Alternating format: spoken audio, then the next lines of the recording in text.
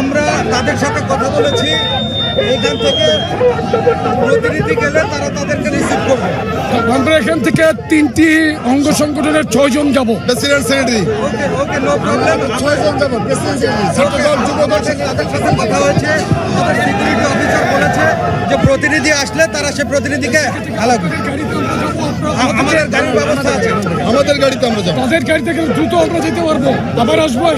এটা আপনার ইচ্ছা, আপনাদের ইচ্ছা, আমাদেরও গাড়ির ব্যবস্থা আছে। আমাদের গাড়ি আছে দেখেন, আমরা আমাদের গাড়ির সামনে থাকুক। আমরা তো মূলত এই কমিশনে আমাদের স্মারকলিপি দেওয়ার জন্যই তো আমাদের এই কর্মসূচি।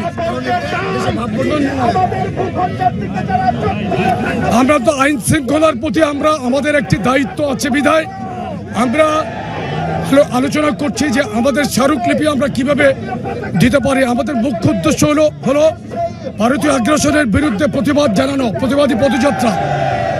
আমরা সেই পদযাত্রার অংশ হিসেবে এখানে আমরা ব্যারিকেড দিয়ে আমরা বাধাপ্রাপ্ত হয়েছি, কিন্তু আমরা চাই আমাদের প্রতিবাদের ভাষা যাতে তাদের কানে যায়। আমরা কোনো প্রকার সহিংসতায় বিশ্বাসী না। আমরা জেনেভা কনভেনশনের যেই রুলস, সেই রুলসে আমরা সম্মান জানাই। বাংলাদেশের মানুষ অত্যন্ত মানবিক। বাংলাদেশের মানুষ আমরা মডারেট মুসলিম।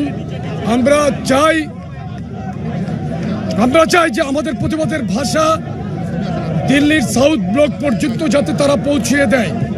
এই জন্য আমাদের স্মারকলিপি আমরা ভারতীয় প্রতিনিধির কাছে যাওয়ার জন্য আমরা চেষ্টা করছি। এখন পরবর্তী কি হয় আমরা আলোচনার মাধ্যমে জানাবো আপনাদেরকে।